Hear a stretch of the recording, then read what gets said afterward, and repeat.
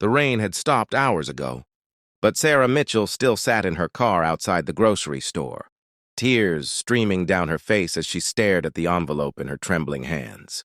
The words "final notice" seemed to mock her through the transparent window, each letter a reminder that she was 3 months behind on rent and running out of time. Inside that store, her 2 kids waited in the snack aisle, believing their mother was just taking a moment to answer an important phone call. They didn't know she was actually trying to figure out how to make $17 stretch across a week's worth of meals.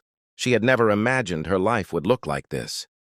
2 years ago, she'd been a registered nurse with a steady income and a husband who promised forever. Now, at 34, she was a single mother working double shifts at a diner, her nursing license suspended, because she couldn't afford the continuing education credits required for renewal. The divorce had taken everything. The medical bills from her daughter's asthma treatments had taken the rest, and pride had kept her from asking anyone for help. Until now, pride was all she had left to lose. Sarah wiped her eyes, took a shaky breath, and stepped out of the car. The automatic doors slid open with a cheerful chime that felt almost cruel in its normalcy. Inside, the fluorescent lights were too bright, the muzak too cheerful, and every shopping cart that passed seemed to overflow with the kind of abundance she could only dream about. She found Emma and Jake exactly where she'd left them, her 7-year-old daughter clutching her inhaler like a security blanket while her 10-year-old son pretended to read nutrition labels with the serious expression of someone far too young to worry about groceries. "Ready, Mom?" Jake asked, his voice carefully neutral. He knew. Somehow, he always knew when things were bad. Sarah nodded and began loading their cart with the essentials: the cheapest bread, store-brand peanut butter, generic mac and cheese boxes, a gallon of milk that would need to last. She avoided the produce section, where fresh fruit gleamed, like jewels she couldn't afford, steering instead toward the clearance shelves, where dented cans and day-old bakery items waited for people like her, people who'd fallen through the cracks. At the register, she counted out crumpled bills while the cashier, a teenager with bored eyes, snapped her gum and scrolled through her phone between scans. $12.43. Sarah had done the math 3 times in the cereal aisle. She'd be left with $4.57, just enough for gas to get through her shifts this week if she was careful. "Mom, can we get these?" Emma held up a package of cookies shaped like animals, her eyes wide with hope. Sarah's heart cracked. "Not today, sweetheart." "But they're only $2 and—" "Emma, I said no!" The sharpness in her voice made her daughter's face crumple, and Sarah immediately regretted it. "I'm sorry, baby. Maybe next time." The cashier didn't even look up. Sarah was loading bags into her cart when she heard a voice behind her. "Excuse me, ma'am?" She turned to find a woman in her 60s, silver hair pulled back in a neat bun, wearing a worn cardigan despite the autumn warmth. Her face was kind, etched with the sort of lines that came from decades of smiling, but her eyes held something Sarah recognized immediately, the look of someone who'd known hardship and survived it. "I'm sorry to bother you," the woman said, "but I accidentally bought way too much at the store today." "Senior moment," she laughed, but it sounded rehearsed. "I was wondering if you might help me out by taking some of these things off my hands. I live alone and it'll just go to waste." Sarah's first instinct was refusal. She'd been pitied before, had seen the way people looked at her worn-out shoes and her kids' outgrown jackets. But something in this woman's expression stopped her, a kind of dignity in the offer that didn't feel like charity. Sarah started, then noticed the bags the woman held. They contained fresh vegetables, chicken breasts, real butter, a box of those animal cookies Emma had wanted. This wasn't accidental overbuying. This was intentional kindness disguised as happenstance. "Please," the woman said softly. "It would really help me out." Sarah's throat tightened. "Why?" "Because I was you. Once?" The woman's voice dropped to barely above a whisper. 30 years ago, I was standing in a grocery store, counting pennies, trying to figure out how to feed my kids after my husband died, and a stranger helped me. She told me to pass it forward when I could." She smiled. "Well, I can now, so I am." The tears came before Sarah could stop them, hot and unstoppable, born from months of holding everything together with duct tape and determination. The woman stepped forward and pulled her into a hug that smelled like lavender and reminded Sarah of her own grandmother, gone now for 10 years. "It's going to be okay," the woman murmured. "This isn't forever. This is just right now." When they separated, Sarah's kids were staring with wide eyes. The woman knelt down to their level. "Hi there. I'm Margaret. Do you two like cookies?" Emma nodded enthusiastically while Jake remained cautious, protective. "Good, because I bought these animal cookies, but you know what?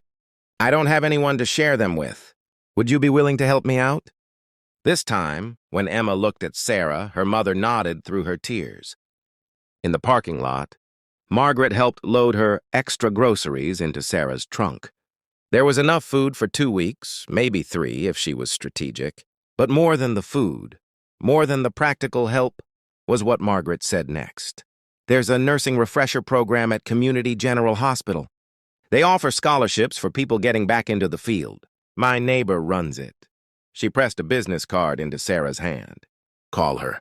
Tell her Margaret sent you. She'll help you get your license back." Sarah looked down at the card, then back at Margaret. "I don't know how to thank you." "You already did by accepting help. That's harder than giving it, trust me." Margaret squeezed her hand. "And someday, when you're back on your feet, you'll see someone who needs help. And you'll remember this moment. That's how it works. That's how we survive." As Margaret walked to her own car, Sarah called out, "Wait! I don't even know your last name." Margaret turned, smiling. "Does it matter? You know the important parts." That night, after her kids were asleep with full bellies for the first time in weeks, Sarah sat at her kitchen table and stared at the business card. She thought about pride, about shame, about all the times she'd suffered in silence, because asking for help felt like admitting defeat. She thought about Margaret, who'd been through her own darkness and emerged on the other side with hands still open and ready to give. She picked up her phone and dialed. The woman who answered was warm, efficient, and unsurprised. "Oh yes, Margaret mentioned you might call. Let's talk about getting you back to nursing." 3 months later, Sarah walked into Community General wearing scrubs that actually fit. Her nursing license reinstated, starting a position that paid twice what the diner had. The refresher program had been rigorous. But Margaret had been right. This wasn't forever. It was just right now. 6 months after that, Sarah was checking out at the same grocery store when she noticed a young man in line behind her, trying to pay for diapers and formula with a credit card that kept getting declined. His face was red, his hands shaking with embarrassment, and she recognized that look of desperate arithmetic that happened when you were trying to decide what to put back. She didn't hesitate. "Hey, I accidentally grabbed too much cash from the ATM today. Would you mind helping me out by letting me cover this? I hate carrying so much money around." The young man looked at her with eyes that were welling up.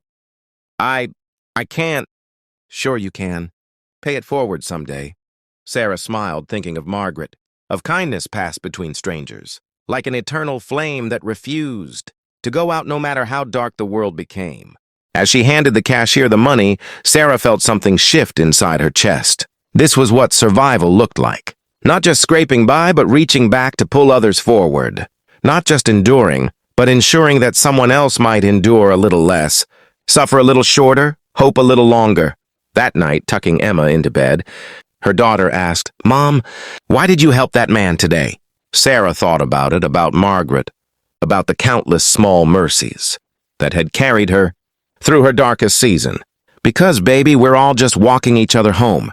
And sometimes the road is dark and scary, so when you have a light, you share it." Emma nodded sleepily. "Like fireflies." Exactly like fireflies. Later, Sarah found an envelope tucked into her work bag. Inside was a note in Margaret's careful handwriting. "Proud of you.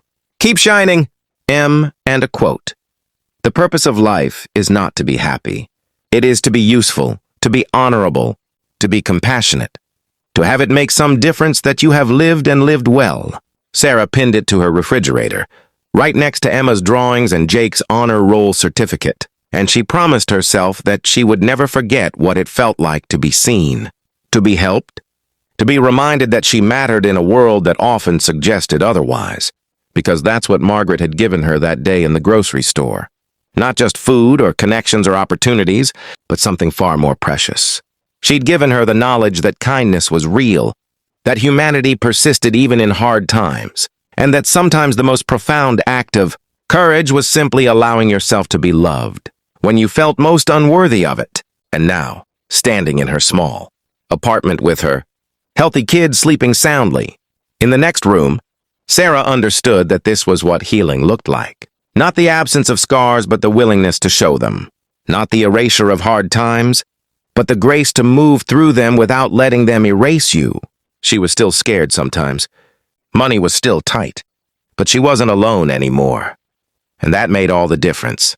The next morning, Sarah drove past that grocery store on her way to work and saw an elderly woman struggling with her bags in the parking lot. She pulled over without thinking, got out and asked, "Can I help you with those?" The woman's face lit up with relief and gratitude, and in that moment, Sarah saw the invisible thread that connected them all. Every person who'd ever struggled, who'd ever needed help, who'd ever been brave enough to accept it and strong enough to pass it on. This was the story Margaret had started and Sarah was continuing. This was the story of her, and it was just beginning.